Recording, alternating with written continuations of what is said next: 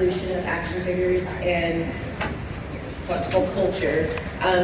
You might see that we're down a couple people and we've added one. So unfortunately, Lenny has lost his voice completely. So we have Tommy Rice, who's going to introduce himself real quick, and he's got like a little thing from Lenny too. So this is from downstairs. There's a really good friend of mine. You might know me from G.I. Joe as the Road Big sculpt. When Larry first met me, I was the basis for that. I don't know if you saw it, so it looked like. And they changed those and some other stuff, but we joked around with that. But no, really, it is. He's a good friend. And he's so sorry he couldn't be here. He literally can't talk. And he was embarrassed. He still wanted to come. He says, hello to everybody. Please come by the booth and shake his hand. He can't talk. But one of the questions was, Bex asked us, what is a dream property or character you haven't worked with yet, but would love to design as an action figure?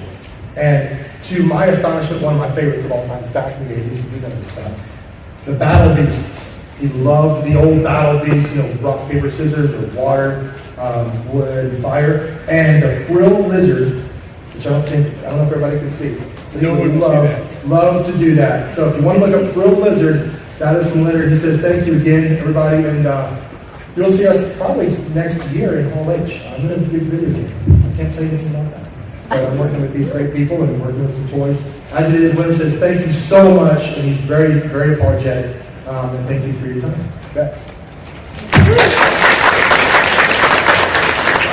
Our mission guest today is TJ, unfortunately. So I am Bex Francis, and I am the executive director of the nonprofit SacGeeks, and we are so excited to be here at this panel.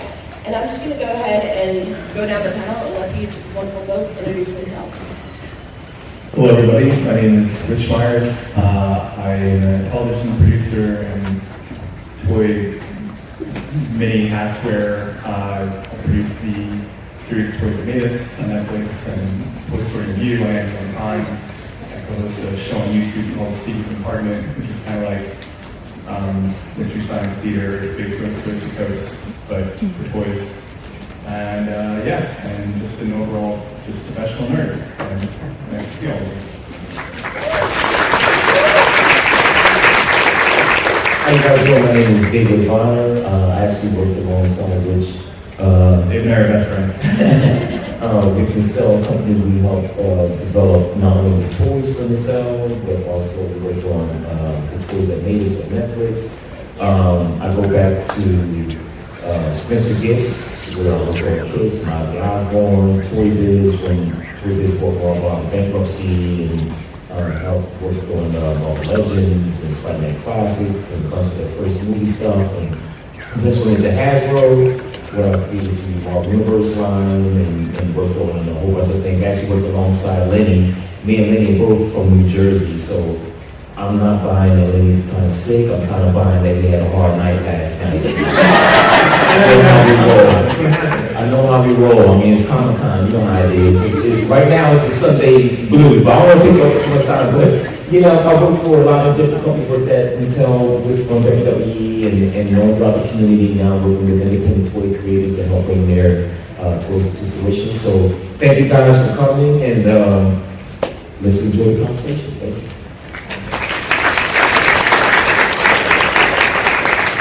Hi, my name is Garrett Sander. I'm a toy designer. I've been in the industry for over 20 years now, but I'm best known for creating Monster High. And I worked on Monster High at the very beginning from 2007 until 2016. When I was at Mattel, and then I worked at Boost Toys, and now I'm at Just Play Toys.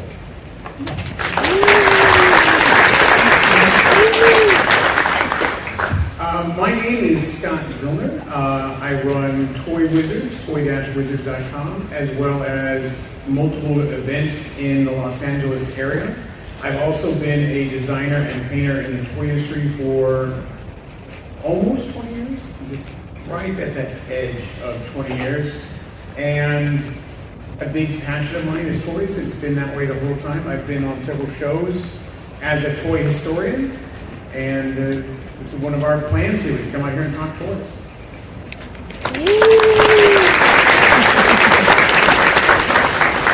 Since we ended with Scott, let's talk to you, Scott. As a toy historian and expert, what major shifts have you seen in the action figure industry over the last decade? And what emerging trends do you think collectors should watch for? The biggest change in the last decade has been the incredible shrink of toys itself at stores. With the loss of Toys R Us, you're down to a row or half a row sometimes in the major Walmart or Target. There's simply not enough toys out there anymore.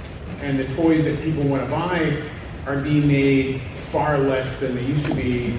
Like you said, even 5 years ago and 10 years ago, there was a ton more toys out all the time. That has shrunk considerably because the younger kids aren't buying toys. Most of the people that are buying toys are the older collectors. Adult collectors are buying toys, kids aren't. Richard, what do you think about that? Couldn't agree more.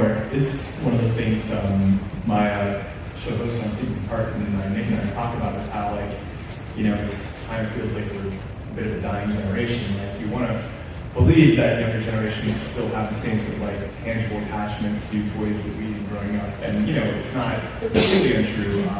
I think in the case of my 7-year-old niece, she never had a chance because my sister was just like being inundated with it. But like, yeah, I mean, there are a lot of other things capturing the attention of kids these days besides just your traditional dolls and action figures. So you wonder if something that, I mean, while it seems omnipresent in a place like Comic-Con, like adult collecting for toys is still sort of a niche thing overall. So like, is this something that can sustain itself for several more decades, or is like the, you know, all the things that you're seeing from all both big toy companies and small companies, kind of just like the heat death of a star before it retracts and goes away? And, you know, I think I don't have an answer to how to sustain that thing, but I think, you know, like certain brands do better than others. For instance, like, you know, Playmates with Ninja Turtles has always been very forward-thinking about making it a generational thing, making a toy line, you know, resonate with younger generations, even though it's a 40-year-old property. So I think there kind of has to be that kind of sense of just like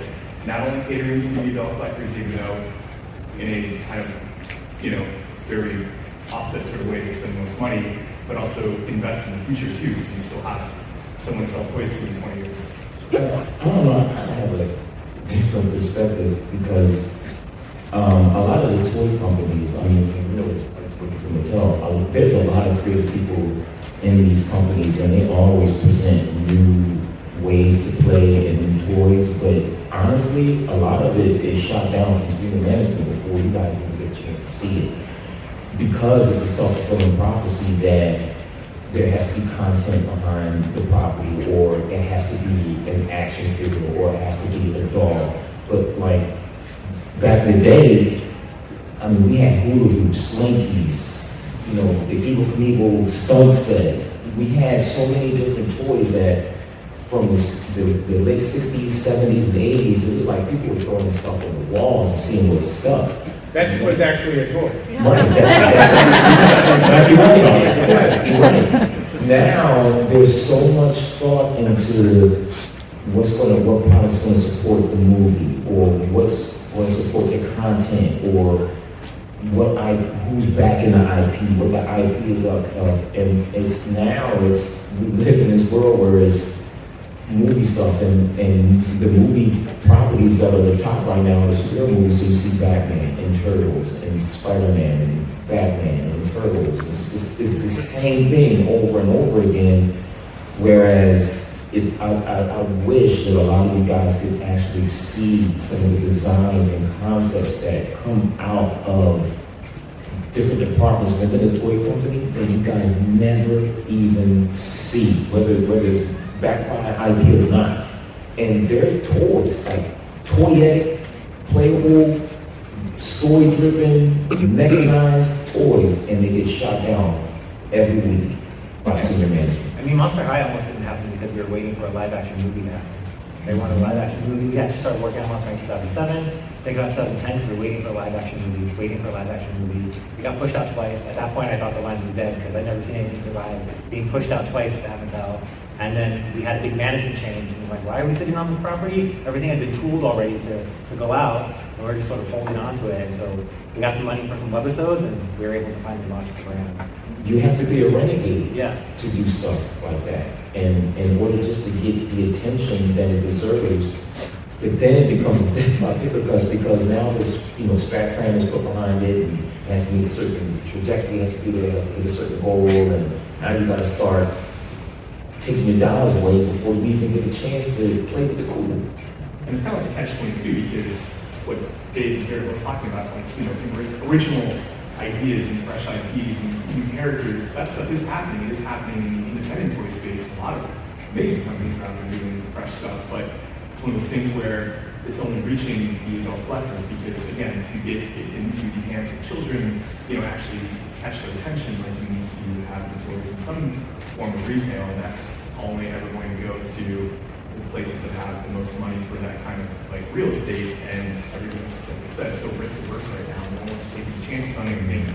That's not going to be a guaranteed return. The only thing you do see in the retail space is in sort of large capacity are very tried and true proven brands. They know they can just kind of overstay the process. But also too, and not just to stay on this, but I'm not in the camp of kids aren't the same anymore, because you can get two little kids and if they're bored, they're bored.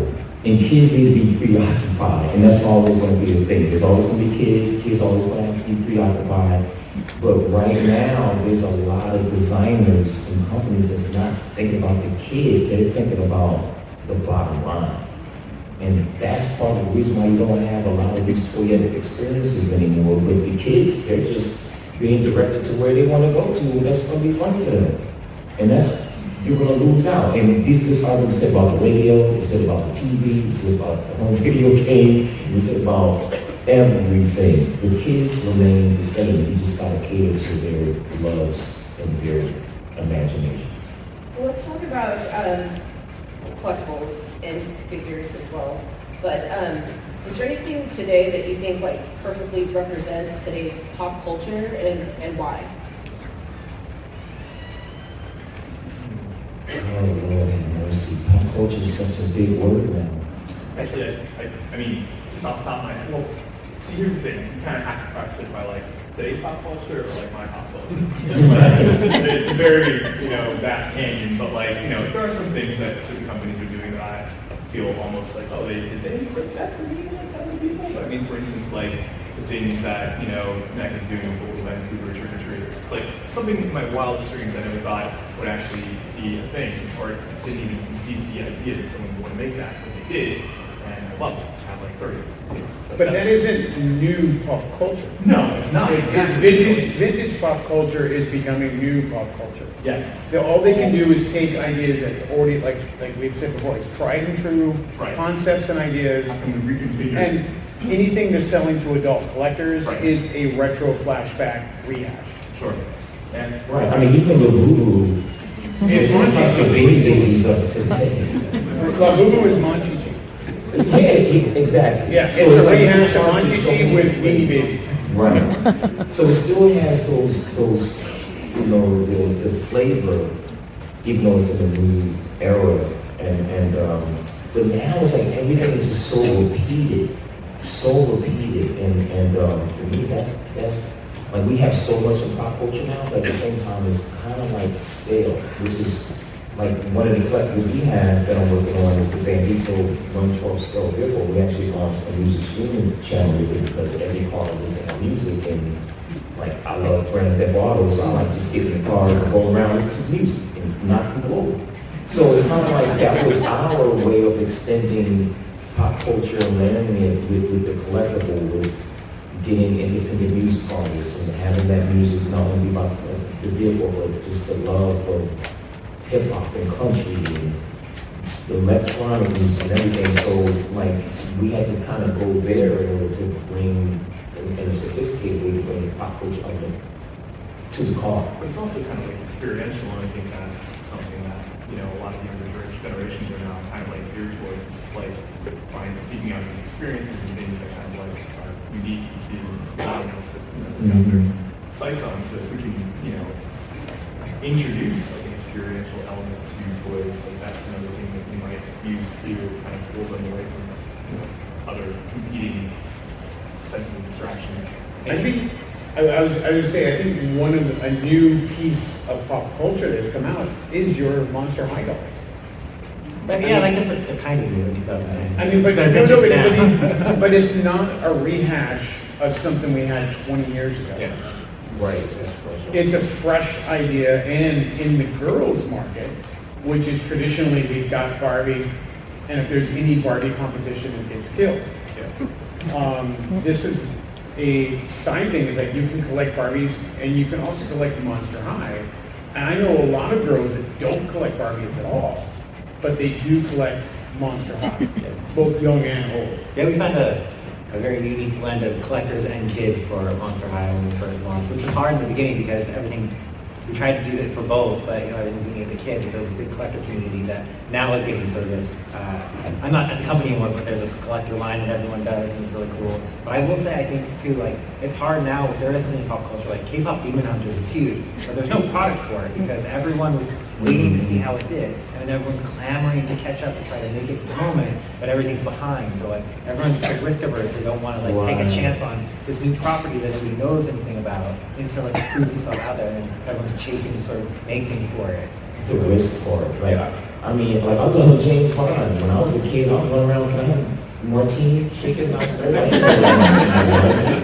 I just wanted my grandma would give me juice. I would just like there it is, right? But now you couldn't even do that. You couldn't even have a hero like that anymore. And to me, that's a disservice to being able to actually venture out to the brand. Like Captain Kirk being the way he was. I mean, he liked to fight, he liked women, he loved traveling space. I mean, sign me up, right? But it was, now you can't even have a hero like that anymore. And even, I mean, I think there's a way where you can start a line that you respect, but also the fantastical element of these characters. Well, I know Garrett has a new line, it's a Gravestone Guardians.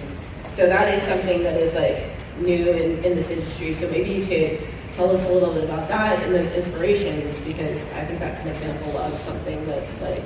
Oh, sure. Now that I'm not in Mattel, I'm working at a smaller toy company called Just Play. I only work on some of my own stuff too, which is kind of nice. So I come up with a new brand called Gravestone Guardians. Sort of blends my love of monsters plus my love of the 80s stuff like He-Man and She-Ra. So they're glamorous monster warriors. And so there's different characters. We have Stephanie, who's like a vampire character, and she has the power to siphon powers from other people. So it's been a lot of fun to create and go back and do all that story building that sometimes we don't have time for in the industry and things like that. So really build these characters, build this world, do it slowly, but been able to share it out too. Because when you're working at a big company, you can't share any of the behind the scenes stuff most of the time as you're working on it. But me on my own, I can share it on the Gravestone Guardians Instagram, show sneak peek, show sketches, let people talk about stuff. It's kind of cool that you get to get people involved in that way when you're working on something that's your own. That's really exciting. So Dave, I know that you've worked with major toy designers and companies, and so maybe you can talk about, were there any of the things that you worked on, did they have significantly change your perspective on action figures or design? Oh yeah, especially when I came into the game, when I first started at Spencer Gifts in 1995, 94, 95, Spencer's always had vendors to this. And so for the first time we started a product development department, which eventually turned into this whole spirit thing. But anyway, we first got into doing developing kits, and that was working with Gene Simmons for the first night. That was like my first actual celebrity I had worked with. But his mind is always, he never used the word, but his mind was always Toyota. And so we got to develop the giant Kiss dolls with Art Asylum when they first were starting out. I had one of those actually. Oh yeah, for guys who don't know, Digger Mesh was kind of like on the forefront of doing these giant dolls and everything. And he was, someone who I very much admired. But that's kind of it was the start of it, and it was the beginning of all the old guard kind of leaving the toy industry and the new guys coming in that went to SVA or FIT or Otis and stuff like that, and we were starting to communicate and talk with each other, but also bring like a whole new artistic element into action figures. So when Phil Ramirez and Dave Cortez were working on Marvel Legends in the beginning, it was like, it was, the only way I can liken it to is if in the East Coast and West Coast hip hop, if Biggie and Tupac weren't enemies, if they were friends, and they collaborated, like that's kind of like how it was. And Dave was just doing this crazy, bringing like a New York style, and Phil was bringing his West Coast style, that were both kind of developed from urban influence, and then bring that into the action figure community, like to the world. And with that, like so many great things is, I mean, like we started to see the scales change, we started to see how the idea of certain elements, like creating the Hulk hands, like seeing how the Hulk hands, those ideas of the hero started to influence the product, you know, and just bringing all these different forms of element into play that we always saw within the comic books or the cartoons and movies, actually having the ability to bring that into toyetic form. So it was like a whole new resurgence of what toys could do for this limited amount of time, and then it just slowly kind of went away. But you know, we were just like throwing everything at the wall, even with our spider fluid stuff. Like, what's the right formula? I remember this team from Italy, you know, they were going crazy about the right Spider-Man fluid formula. And I'm like, let's get Peter Parker to get the universe, the Marvel Universe handbook. I don't know, the recipes right there. But it was such a wild mix of science and fun and engineering and comic book illustrators and animators really coming together in this giant studio to make forth or to do what we are doing now. You know, so it was I don't know if that is the right answer, but it was so fun seeing, being on the wave of seeing all this stuff, you know, and new creators and Yeah, I think that comes through though. I mean, I think if you're having fun, it's not just a paycheck. If you actually care about what you're making, and that kind of authenticity reads in the product. I think that's kind of why, at least in that particular era too, when you're talking about it, is because, you know, and around that time period, you have like companies like Mezco and Art Asylum and Palisades and Resource and all these. Mezco wasn't around. They were Aztec toys. Aztec toys. Back in the day, sound screamers, like him and Bigger Mesh, and that was their first toy before Mezco was started. Plan B and Palisades. It was like companies, they popped up and they were eating all the big companies' licenses. They were just doing things that they weren't afraid to try. You know, it was an era where like risk taking was not seen as like a, you know, something you had to not like step around or like, you know, just encourage. And then we would come to Comic-Con and show them on the table, like they bought the table, it wasn't even a diorama or a glass case like ours now, with lights, camera, action. It was like you put it on the table with a nice tablecloth that didn't have any stains on it from '94, and you just showed all your pretty prototypes and hope that a buyer would come and like save your life. So it was so different back then. But it was much more fun and raw. Richard, do you think nostalgia will always drive collecting, or are we in a new era? I think we're definitely in a new era. I mean, nostalgia's never going to go away. That's something that, you know, has been around since, you know, recorded time.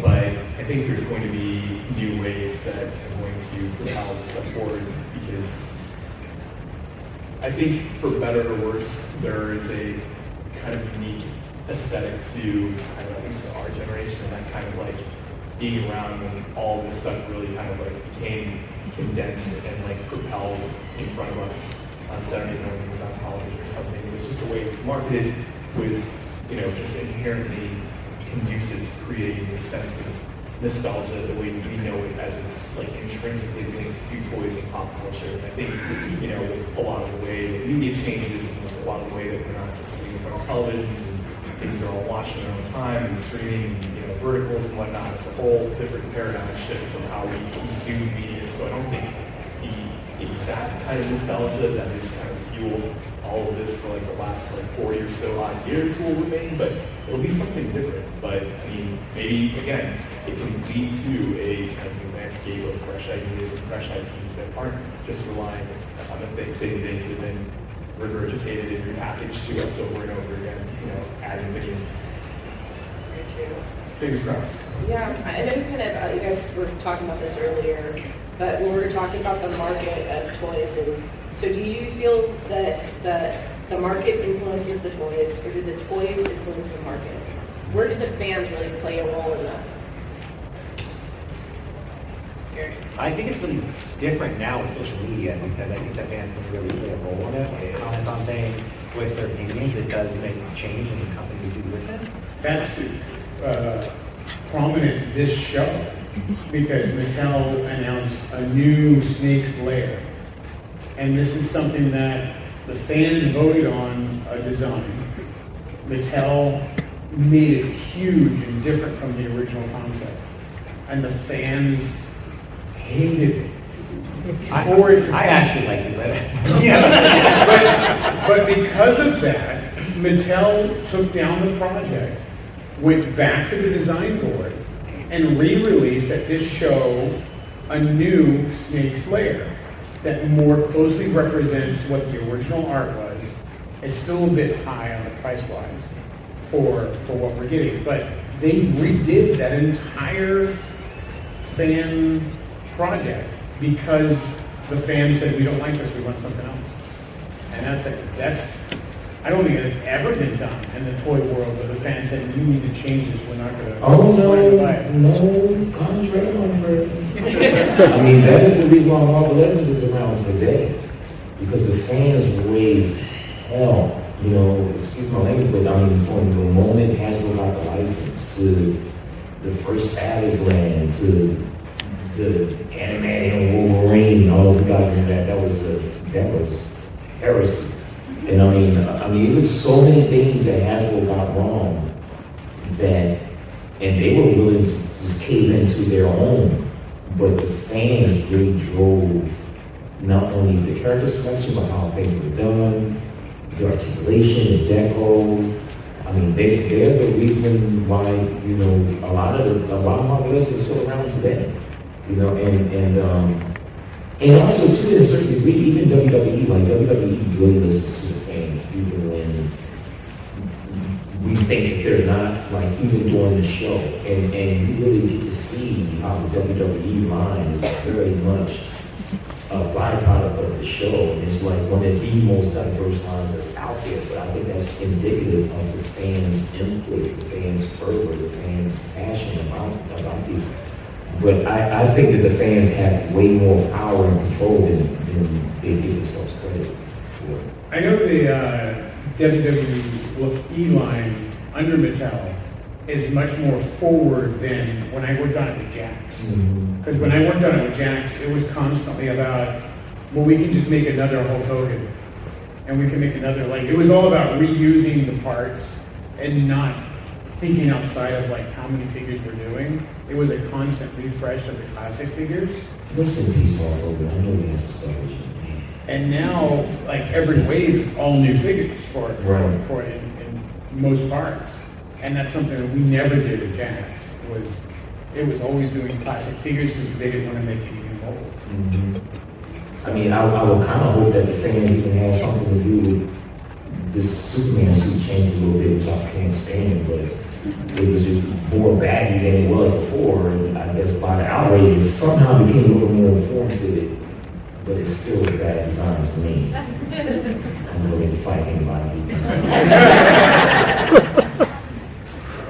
Well, Richard, from producing the toys that made us, I know that you got to speak with a lot of people, so what was the most surprising story or revolution that you discovered about the toy industry? Why did it stand out to you?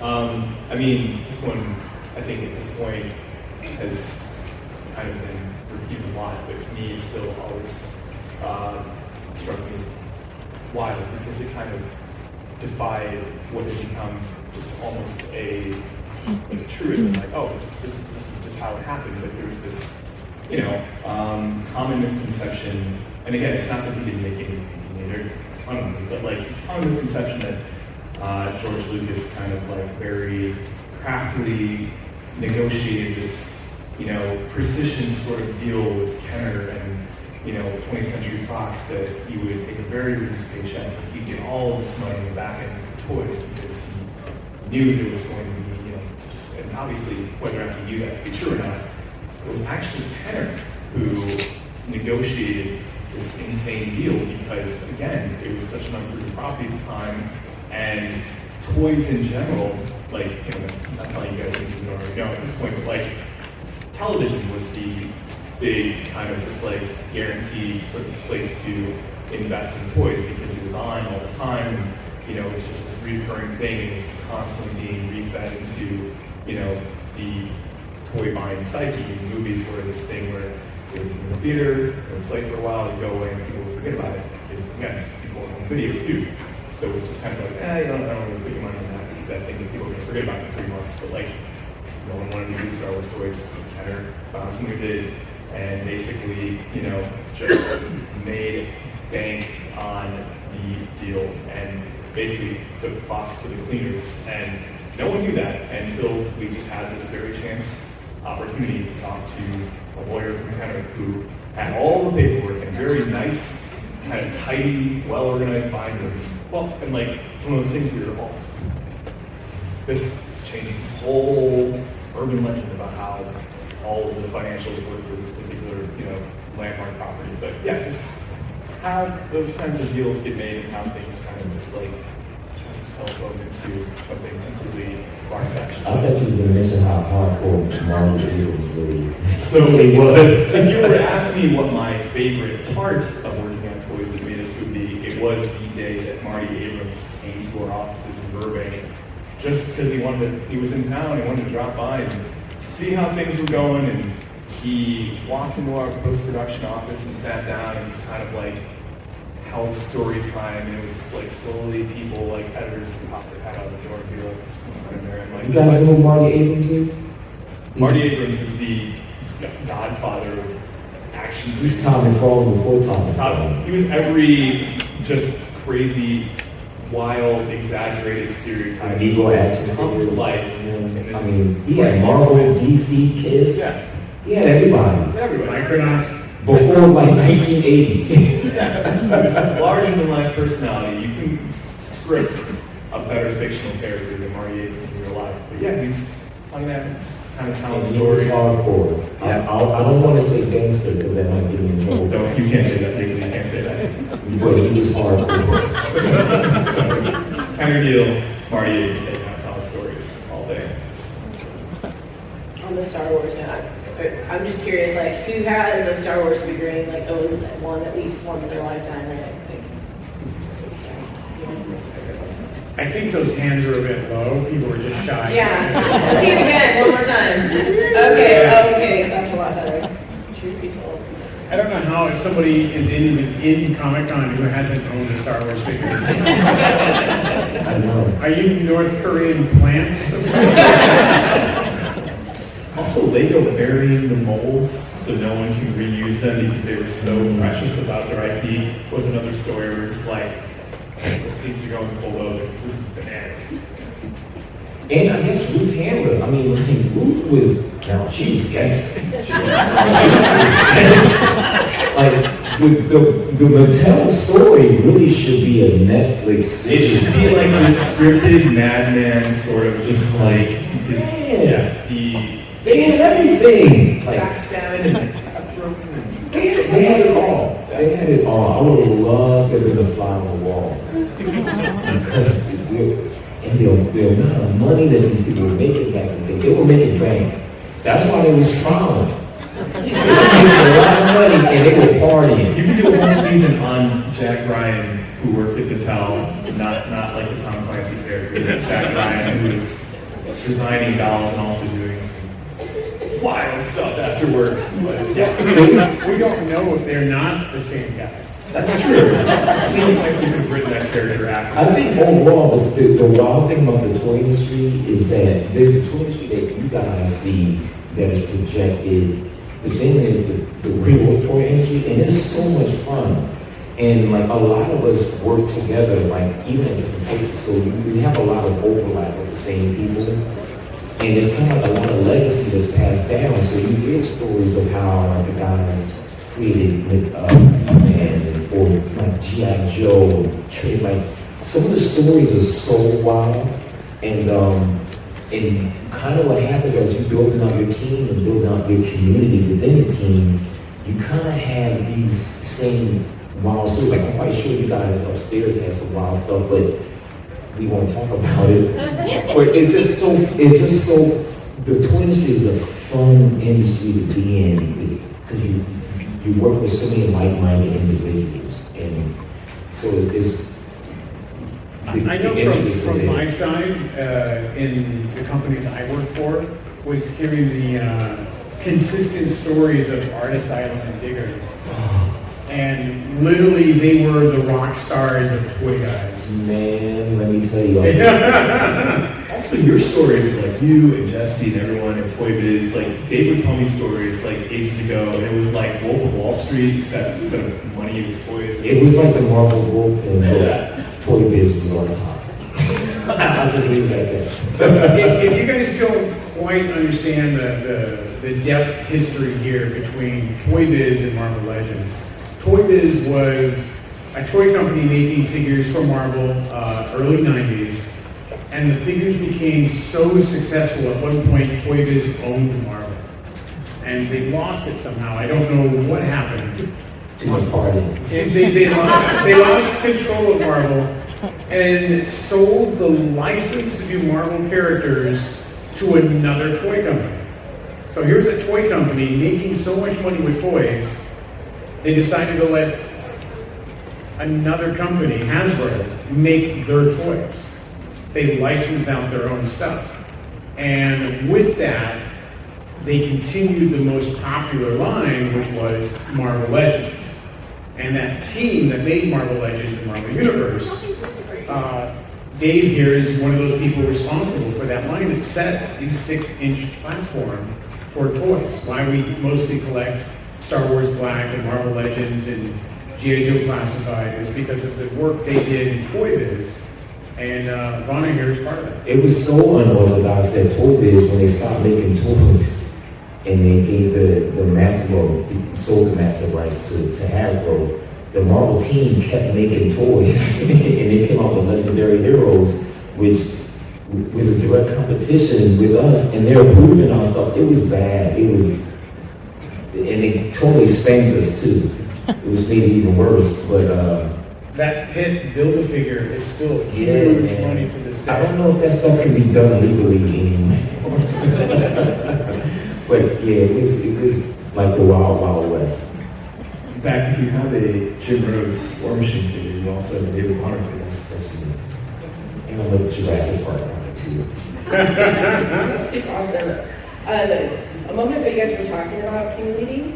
So can we just go on? We'll start with Garrett this time and kind of share a memorable or unexpected interaction that you had with a fan that maybe experienced your work or your view of the collectible community. Well, I like to say meeting the fans from outside is the biggest part of the job. The stories and the passion that everyone has for it. I just remember being at Comic-Con, we get Comic-Con every year, the fans would come through the booth, and there were so many dads who would thank us for creating Monster High because they had something to collect for their daughter. Like it's something they could bond over together because they would be going to Toys R Us, like toys their daughter was like, oh my dad, such a nerd. When Monster High came around, they wanted to go and do Monster High characters and dolls and stores, so they would do it together. So it was really heartwarming to see sort of families collecting Monster High together, making the whole family process. So that was really cool to see. Not a lot of people understand some of the toys or the amount of work I've done.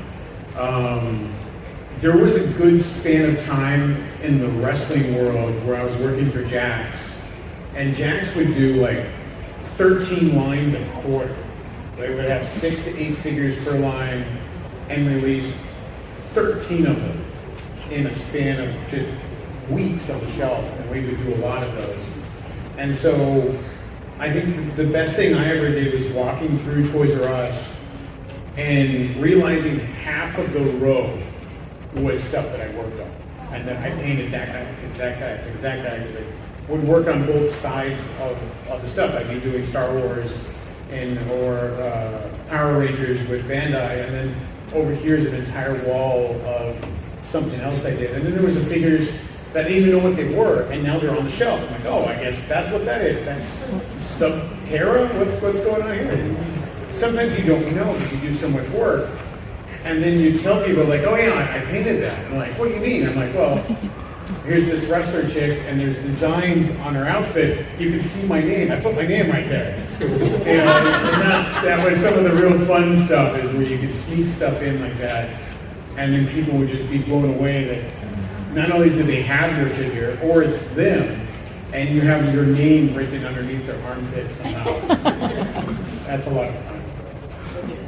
I think just the entire experience making the show Toy Story Near You is basically the entire premise of the show when it first started out was to help independent toy stores make it through the pandemic. And it was just like one of those things where like we saw a need to do something, not only to help them, you know, in any sort of financial way, but also just to get people to know that these independent toy stores were out there all over the country, all over the world.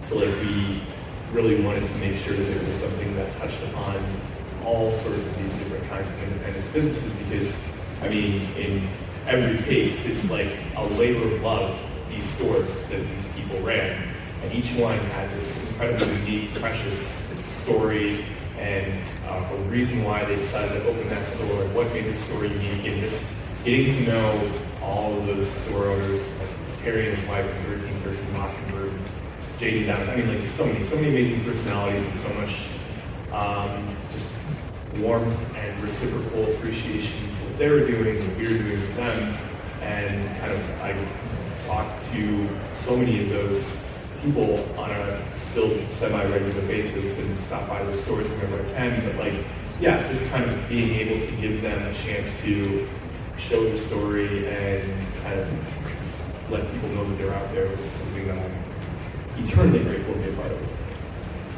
What you do? I always love Comic-Con. Like, I always love seeing, like, everyone's reaction and stuff. I remember, like, 13, 14 years ago, I did a giant Galactus, and for our campaigns, these paper Galactus hats, everybody was wearing it. I mean, we killed Comic-Con that year, right? but it was such a feeling of just community and being here. Every time I come here and I see all the crowds coming into the entrance and everything, like, I just love it. To me, that's like Christmas. And I'm the only child, like I have no brothers and sisters, so I love seeing everyone just come around, everyone seeing each other again for the first time, or meeting and viewing each other on social media, emails, whatever. But chasing down the exclusive, or wearing that T-shirt that, you know, hardly anyone knows is a deep cut, but you know, your friends that you never knew that you had knows that deep cut. Well, your friends you know you have. Like, I have a friend, his name's Garrett Sander. He's an incredible writer. He writes the first comics called Space Video. It's hilarious. We live 10 minutes apart. I live in Silver Lake. He lives in North Hollywood. We see each other here more often than back in Los Angeles, just because we're both so busy. But, you know, like, this is where that happens, like where you have these standing reservations that, regardless or not, hell or high water, you're going to see those people. I've met like really good people here, really good like lifelong friends. I mean, I've had children born, and I'm the last thing came here like that. I'm telling you, man, I did it all. I slept in the garage in my car. I waited outside for a ticket. I woke up in every lobby in these hotels around here at some point in time or another. So I just love Comic-Con. I love the feeling. I love when the fans get to see something that we truly have been trying to track down, when they get that surprise, you know, thing that they see, or even Hall H, back in the movies were being shown. I remember when the two brothers got into a fight, one brother stabbed a guy in the eye, his brother's eye, and I remember all that stuff. And I was like, man, this is what only happened here at Comic-Con. You know, so it's like Vaudeville, it's like Vegas, it's like Disney World, but it's like all your friends getting together for this giant family reunion that we have, and San Diego is just amazing. It just opens up itself to us, and it makes it even more unique. I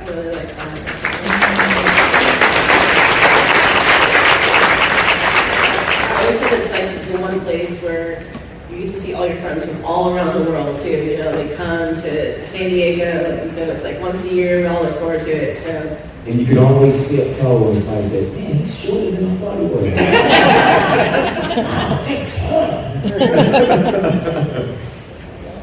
Well, I'm gonna do one final question, and then we're gonna share our next things that we're doing. So, is there a line that, like, because toy lines come and go, and this is just a personal question, like, is there a line of toys that you think that should have a chance to have a comeback, or didn't have one? Absolutely. And I mentioned this on a panel yesterday, and I will forever be an evangelist for this. There is a movie called Neon Maniacs, 1987, best drawn movies, horror movie, most poetic movie ever made. Another person saw it too. I heard you out there, and I appreciate you. You get it. This entire horror movie, they just throw 12 very ready-to-package action figure slasher movie antagonists in one movie. They cram them in a cave under the San Francisco Bridge. They come out at night, they murder people. That's the plot. That's it. But they all are amazing. They all have their own unique gimmick, and it's like, I've thought about the action figures of this movie so many times. It keeps me up, taunts me. I will make them myself if I have to. Neon Maniacs. If you haven't seen it, go see it somewhere. That's it. And Richard, give us your, how do we find you, your social media? So you can find me at my social media. It's Rich Mayerik at Instagram. You can also find me on Facebook, and you can mostly find me on Secret Compartment, our Instagram, Secret Compartment on YouTube. That's our show that I co-host with Nick Farrell and our station engineer Ron Space Knight. You might know him. He's a little curmudgeonly, but working on having a lot more content for that available soon. And I've got some projects with other things that I can't talk about right now, but stay tuned. What was the question? Just a toy line that you should have come back, and then tell us your social media. Yeah. See, I grew up a $6 million Man fan.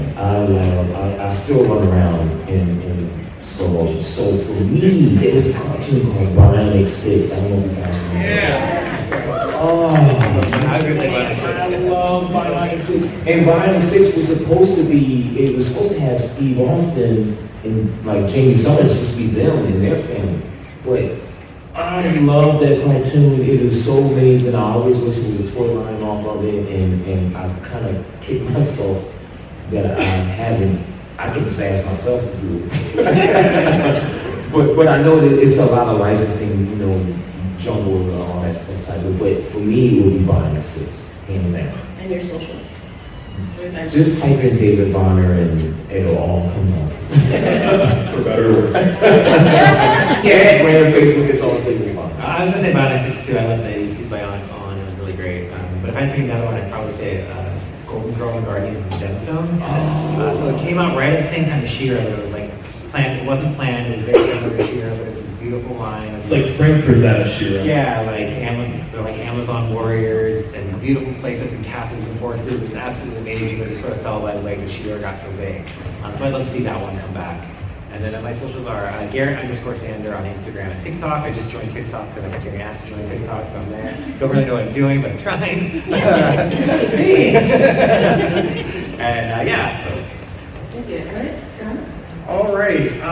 One of the toy lines that I always wanted to see redone is getting redone. Power Lords Buy and Sell is coming back out, so that already made one of my wishes come true. So I would now say Wheeled Warriors. Oh, Jason the Wheel. Jason the Wheeled Warriors. This is a whole story about cars fighting other cars that are driven by cabbages. And I'm serious, I'm not even making this up.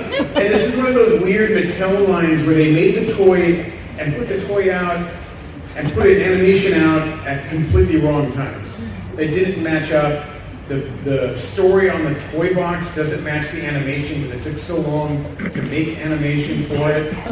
I think it was just a real miss, but those things have so much potential. Yeah, it's like Mad Max, but with organic plants. When's the last time you had to have a drag race and a battle against a salad?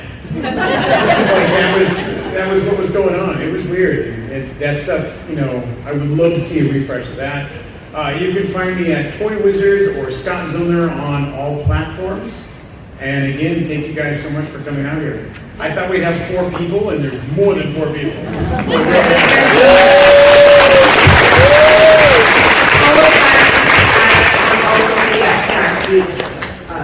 On the social, so hopefully we get our people to get quick picture, and then I think that's it. Thank you. Have a fun Comic-Con, everybody.